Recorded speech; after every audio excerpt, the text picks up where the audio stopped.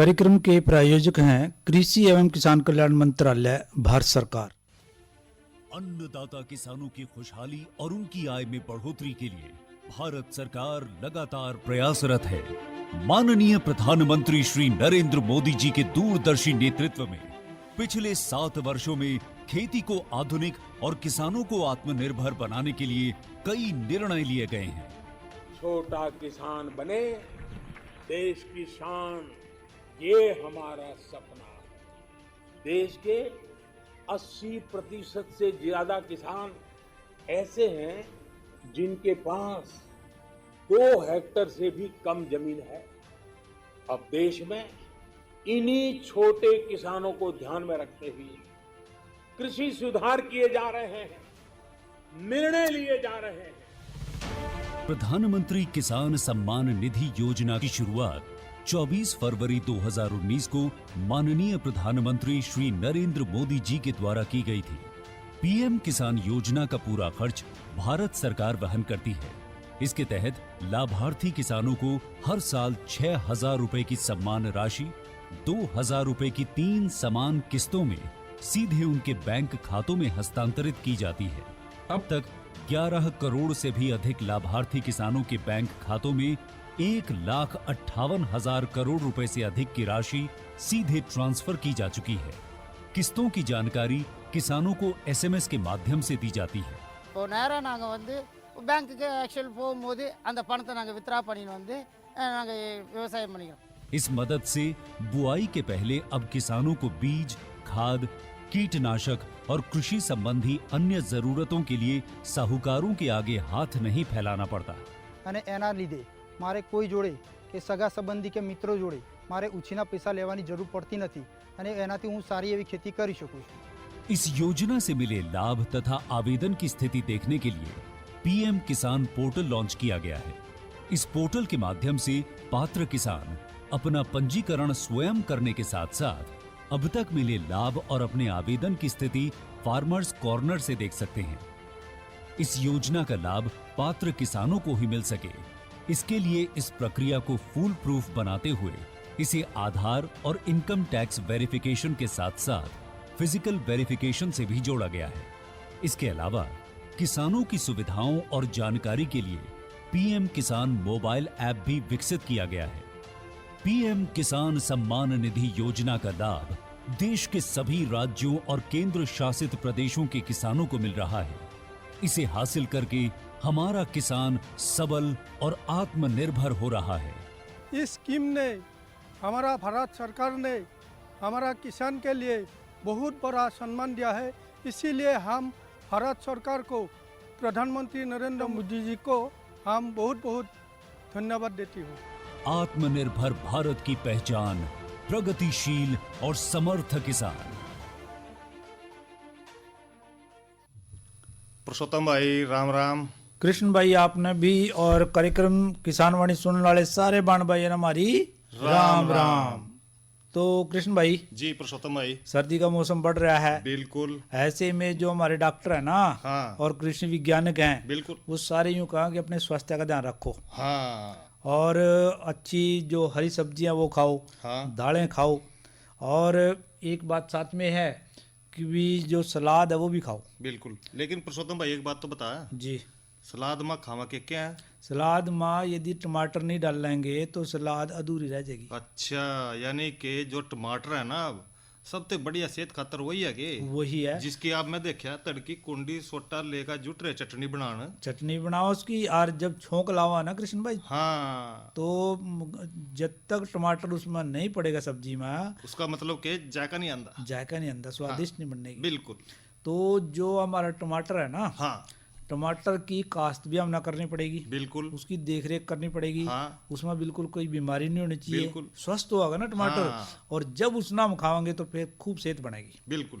तो जो टमाटर है ना, टमाटर, हाँ, उसमें कई रोग लग जाए, बिल्कुल, कई बीमारियां लग जाए, जिस तरह से आजकल सर्दी है, सर्दी से बचाव रखना एक तो, हाँ, और टमाटर हम डेवड़ियों पर लावा, हाँ, डोल बनाकर, तो उसमें उसकी निलाई गुड़ाई भी बहुत जरूरी है, हाँ, आसानी तो हो जाएगी, और सिंचाई हल्की करनी भी बहुत जरूरी है, हाँ, क्योंकि सर्दी है, और सर्दी से बचाव का सबसे बढ़िया तरीका हुआ है कि हल्की सिंचाई हम उसमें करते रहें। क्योंकि पुरुषोत्तम भाई देखा है ना, कई बार जो है ना जाडा या पाला उसना के उसके जो पेड़े है ना अपने टमाटर के कुबड़ा दे उन्ना। हाँ कुंबड़ा दे फूक दे टमाटर की फसल कम हुआ फिर इस करके देखिए आजकल टमाटर कितना महंगा हो रहा है। बिल्कुल। और यदि उसमें कोई बीमारी लग गई तब भी खत्म हो जाएगी। बिल्कुल। और सब्जियों में शारीरिक विकास वास्ता या सब्जियों में टमाटर जो है अपना विशेष महत्व रखा बिल्कुल रखा। और इसमें उत्पादन की वृद्धि बहुत हुई है जब संकर किस्में आ गई इसकी। हाँ यानी कि हाइब्रिड आ गई। हाँ। तो इसमें कई प्रकार की जो बीमारी यदि लग गई हाँ। तो उससे ये फसल खराब हो जाए। अच्छा। और शुरुआत से ही हमने इसका ध्यान रखना पड़ेगा। बिल्कुल। किस तरह वाला? हाँ। जैसे हम नर्सरी तैयार करें पौधशाला में, हाँ, तो वहां पर एक गणिक सूती बीमारी इसने लग जा है, उसका नाम है आर्द्र गलन रोग। अच्छा। तो वो उससे पौधे खराब हो जाए, अंकुरण से पहले ही अच्छा खराब होकर मर जाए पौधे। अच्छा यानी कि वो फूटते ही नहीं। हाँ बीज ही नहीं पैदा होता उनमें। हाँ तो गुंड रेन निकले हुआ नहीं निकलते बस वही निकल दे। हाँ। और धीरे धीरे क्या हुआ कि यदि हम इसकी रोकथाम नहीं करेंगे हाँ। समय पे तो यह सारी नर्सरी में फैल जा। अच्छा। और जो पौधे हैं वो जमीन पर गिर कर खत्म हो जाएंगे।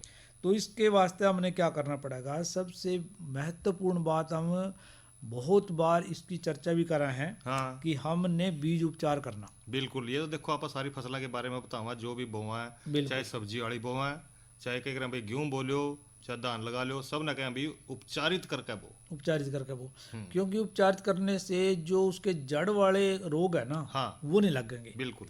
और इसने हम उपचारित करेंगे एमिसान दवाई से या कैप्टान से। हाँ। बार बार हम बात जिक्र कर रहे हैं कि 2.5 ग्राम एमिसान ले लें। अच्छा। और 1 किलो बीज ले लें, उसने अच्छी प्रकार से उपचारित कर दें। हाँ।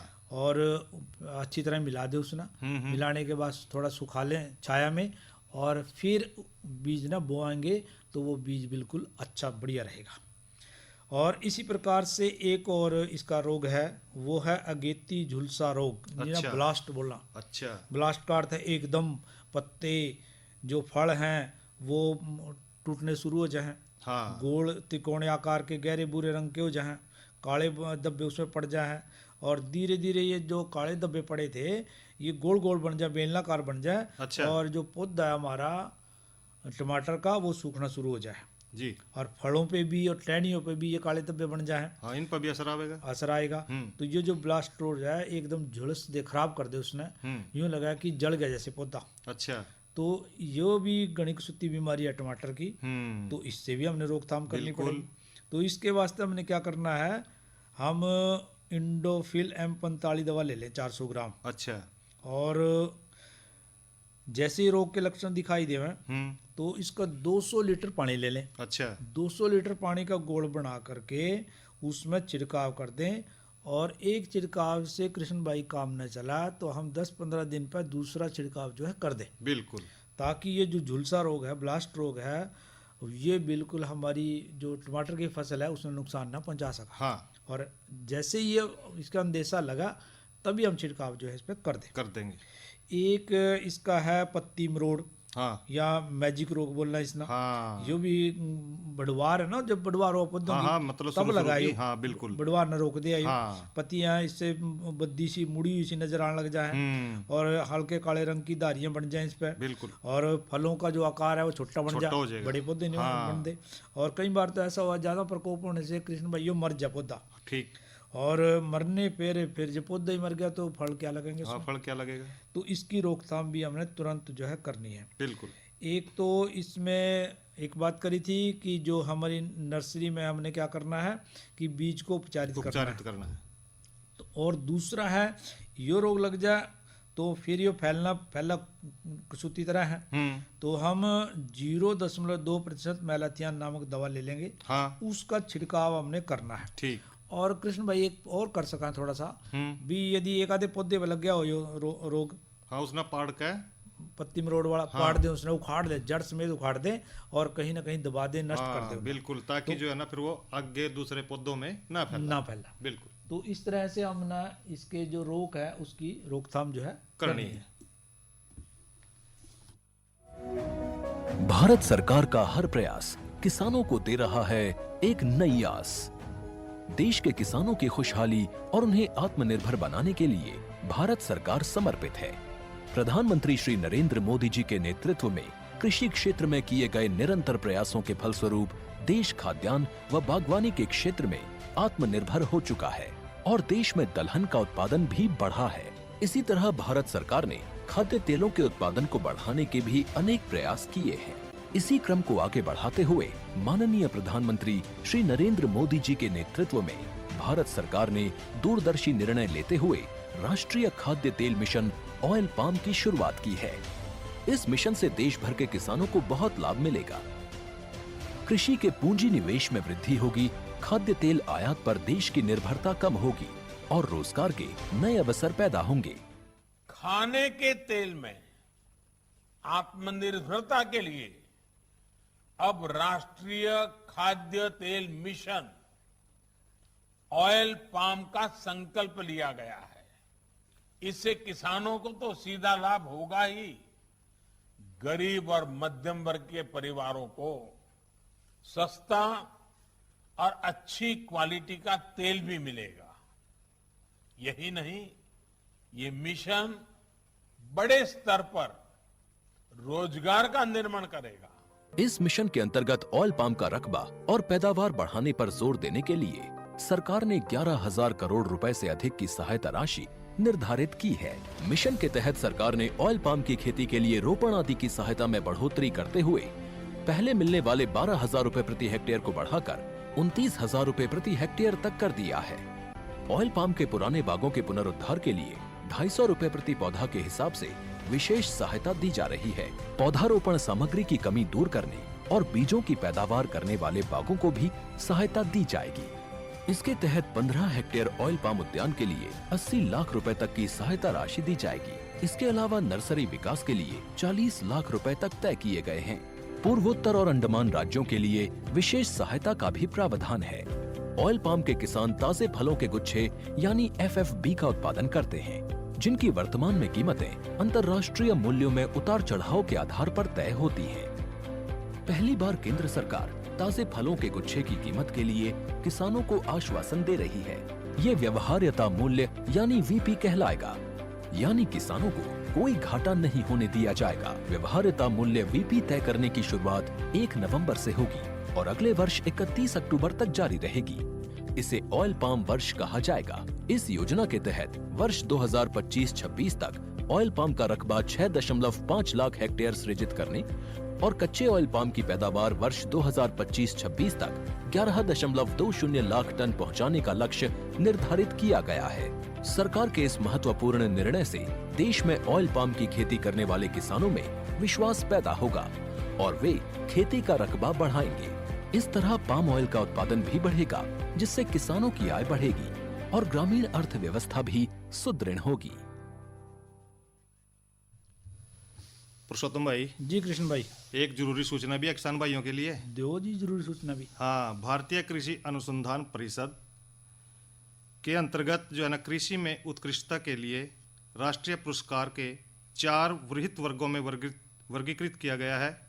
नंबर 1, कृषि संस्थानों के लिए उत्कृष्टता हेतु राष्ट्रीय पुरस्कार जिनकी संख्या 3, कृषि अनुसंधान में उत्कृष्टता के लिए राष्ट्रीय पुरस्कार जिनकी संख्या है 4, कृषि प्रौद्योगिकी के अनुप्रयोग के लिए राष्ट्रीय पुरस्कार संख्या 4 पुरस्कार, किसानों द्वारा नवोन्मेष एवं प्रौद्योगिकी विकास के लिए राष्ट्रीय पुरस्कार जिनकी संख्या 4, अधिक जानकारी और आवेदन पत्र के लिए भारतीय कृषि अनुसंधान परिषद की वेबसाइट www.icar.org.in से डाउनलोड किया जा सकता है। सूचना समाप्त हुई।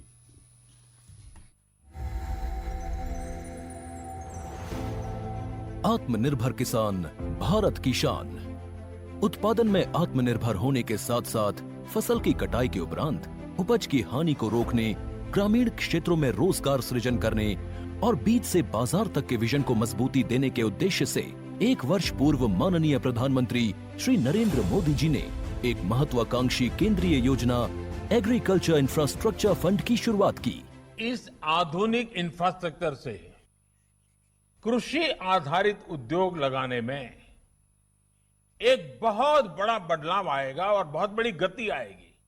साथियों, अब हम उस स्थिति की तरफ बढ़ रहे हैं जहां गांव के कृषि उद्योगों से फूड आधारित उत्पाद शहर जाएंगे और यही तो आत्मनिर्भर भारत अभियान का संकल्प है। एग्रीकल्चर इंफ्रास्ट्रक्चर फंड से पात्र लाभार्थी गोदामों का निर्माण कर सकते हैं, छटाई या ग्रेडिंग इकाई, पैकिंग हाउस, सप्लाई चेन और कोल्ड चेन जैसी सुविधाएं या फिर प्राथमिक कृषि प्रसंस्करण केंद्र की स्थापना कर सकते हैं। इस योजना के तहत पात्र लाभार्थियों को 2 करोड़ रुपए तक के ऋण पर अधिकतम 7 वर्ष के लिए ब्याज में 3% तक की छूट दी जा रही है। ऋण पुनर्भुगतान के लिए 6 महीने से 2 वर्ष तक मोरेटोरियम की सुविधा भी उपलब्ध है। इस योजना ने अब तक सफलता की कई मिसालें कायम की हैं, जैसे कि मध्य प्रदेश के लाभार्थी श्री विपिन त्रिपाठी ने एग्रीकल्चर वेस्ट से बायोफ्यूल बनाने का इनोवेटिव प्राइमरी प्रोसेसिंग सेंटर लगाया है। लोन मिलने की वजह से हम समय पर सारी मशीनों का प्रोक्योरमेंट और सारा सिविल वर्क टाइम पे करवा पाए, जिससे ये प्रोजेक्ट को लगाना संभव हो पाया। राजस्थान के लाभार्थी श्री यशवर्धन मुंद्रा ने सॉर्टिंग एंड ग्रेडिंग यूनिट लगाकर रोजगार के अवसर पैदा किए हैं।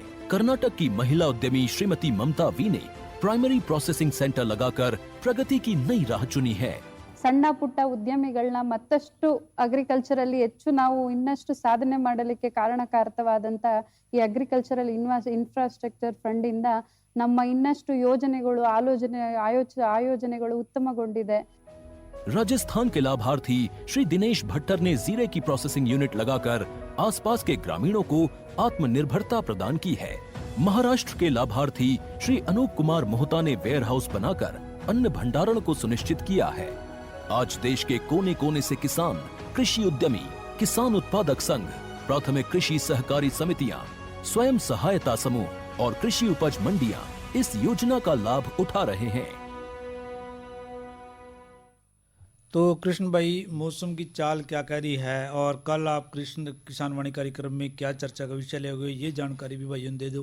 पुरुषोत्तम भाई, देखिए, अगर मौसम की बात करें तो आज का अधिकतम तापमान रहा 22 डिग्री सेल्सियस और न्यूनतम तापमान रहा 9 डिग्री सेल्सियस। और पुरुषोत्तम भाई, जो कल का तापमान है वो रहेगा 23 डिग्री अधिकतम और 8 डिग्री न्यूनतम तापमान रहने की संभावना है। और इसी के साथ साथ कल का जो हमारा कृषि कार्यक्रम रहेगा, गेहूं की पछेती बिजाई में क्या क्या सावधानियां रखेंगे इस बारे में जी। तो और कृष्ण भाई जी, देखो भाई, बहुत इंतजार कर ले भैया ने, सुनवा रहे हैं भैया ने यू लोकगीत जी।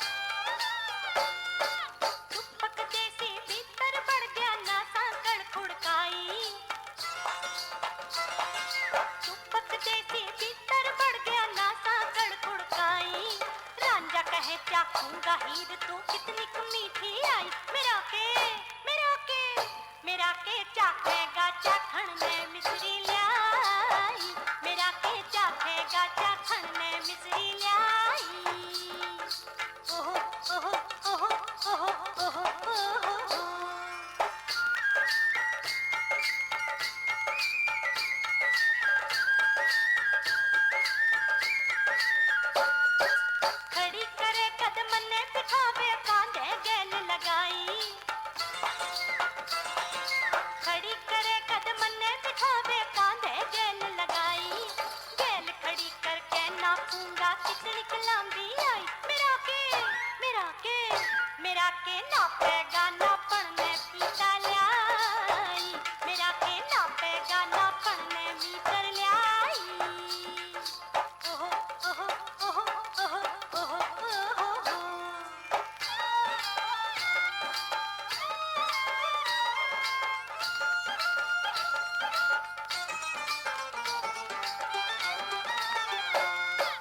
बंद करके राखूं डिबिया में कह ननदी का भाई बंद करके राखूं डिबिया में कह ननदी का भाई भीतर लेखन में डालूंगा उसके मन्नू भाई मेरा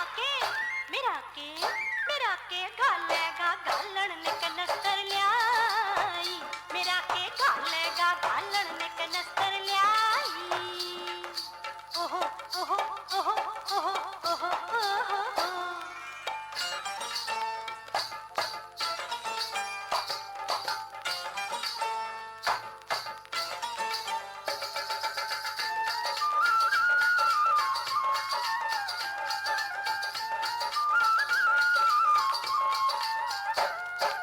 हंगाला के खूची भर के खावे करे अंगाई हंगाला के खूची भर के खावे करे अंगाई नोक पे कांटे की तो लूंगा कितनी भारी आई मेरा के तोलेगा तो लड़ने सोना ल्याई मेरा के तोलेगा तो लड़ने सोना ल्याई ओहो ओहो ओहो ओहो ओहो ओहो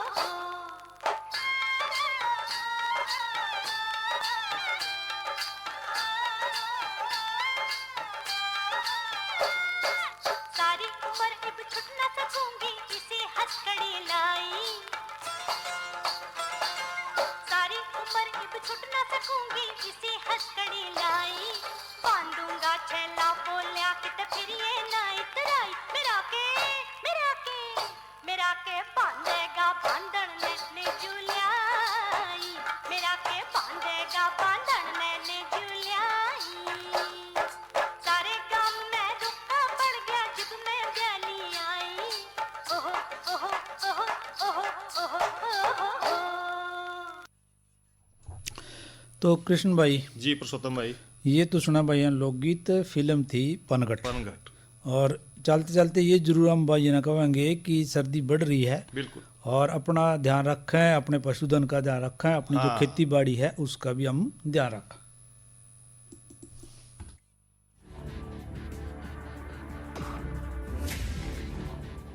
भोजन, जल और शुद्ध वातावरण हमारे जीवन का मुख्य आधार है और कृषि इसका मूल स्तंभ। पिछले 60 वर्षों में विज्ञान आधारित कृषि का व्यापक प्रसार हुआ है।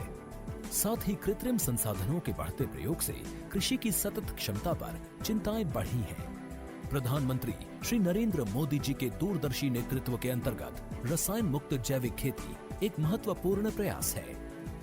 रसायन मुक्त जैविक खेती को बढ़ावा देने के लिए 5 वर्ष पूर्व सरकार ने परंपरागत कृषि विकास योजना तथा उत्तर पूर्व भारत में जैविक मूल्य श्रृंखला योजनाएं आरंभ की। ऑर्गेनिक फार्मिंग को देश भर में बढ़ावा देने के लिए सरकार अनेक प्रयास कर रही है।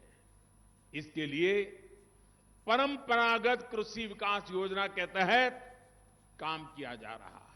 न सिर्फ ऑर्गेनिक फार्मिंग को बल दिया जा रहा है, बल्कि उसके लिए वैल्यू एडिशन और मार्केट की व्यवस्था भी की जा रही है। भारत सरकार एवं किसानों के सम्मिलित प्रयासों से आज देश के लगभग 36 लाख किसान 38 लाख हेक्टेयर क्षेत्र में जैविक खेती कर रहे हैं। इसके अतिरिक्त हमारे देश के अनेक ऐसे क्षेत्र हैं जहां आज भी पारंपरिक जैविक खेती हो रही है। इन पारंपरिक जैविक क्षेत्रों को जैविक प्रमाणीकरण सुलभ कराने हेतु पीजीएस के अंतर्गत लार्ज एरिया सर्टिफिकेट का प्रावधान किया गया है। इस प्रक्रिया की विशिष्टता ये है कि इसमें प्रमाणीकरण मात्र 2 से 3 महीनों में हो जाता है, जबकि सामान्य परिस्थितियों में इसमें 2 से 3 वर्ष का समय लगता है। अंडमान निकोबार केंद्र शासित प्रदेश के कार निकोबार एवं नैन काउरी द्वीप समूह देश के सर्वप्रथम ऐसे प्रमाणीकृत जैविक क्षेत्र हैं। अभी हाल ही में संपूर्ण लक्षद्वीप को जैविक खेती के रूप में प्रमाणित किया गया है। वर्ष 2016 में सिक्किम राज्य पूर्ण जैविक कृषि राज्य के रूप में प्रमाणित हो चुका है। सुदूर उत्तर में हिमालय श्रृंखला के बीच स्थित लद्दाख ने भी पूर्ण जैविक के लक्ष्य की ओर बढ़ना शुरू कर दिया है।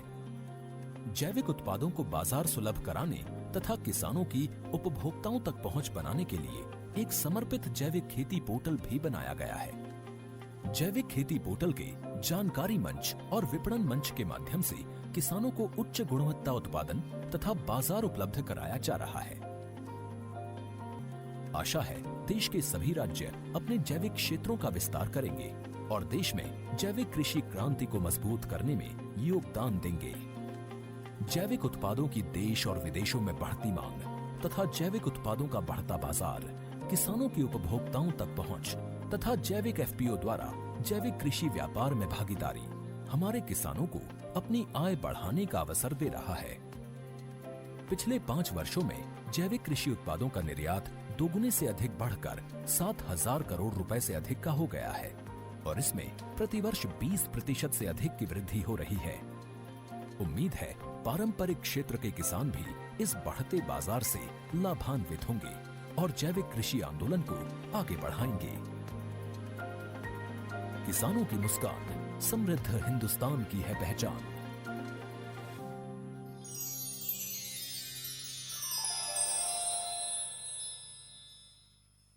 तो कृष्ण भाई जी, पुरुषोत्तम भाई, जो भाई अपना किसान वाणी कार्यक्रम सुन रहे हैं इस टाइम जी, या कई भाई ऐसे हैं जो सुन नहीं सके इस टाइम, हाँ, इधर उधर जहाँ खेती का काम है, बिल्कुल, वो भाई हमारा जो किसान वाणी कार्यक्रम है ये हम YouTube पे डालते हैं, बिल्कुल, उस पे बाद में भी सुन सका है जब भी समय लगा उनको, बिल्कुल लगा, हाँ, तो उस वक्त भी वो सुन सका है, बिल्कुल। और ये देखो कृष्ण भाई, ये कार्यक्रम का जो समय है धीरे धीरे खत्म हो रहा है, बिल्कुल भाई, उसे इजाज़त तो लेनी पड़ेगी, हाँ, और यह बात तो हम अभी कहेंगे कि सर्दी से अपना बचाव करते हुए हमने अगला काम जो कोई भी करना है जी, और कोरोना को भी भूलना नहीं है, बिल्कुल, कोरोना के भी जो नियम है उनका पालन करते हुए ही हमने खेती बाड़ी से जुड़े हुए सारे काम करने हैं। और इब्लेम भाइयों से इजाज़त। अच्छा भाइयों, राम राम। कार्यक्रम के प्रायोजक थे कृषि एवं किसान कल्याण मंत्रालय, भारत सरकार।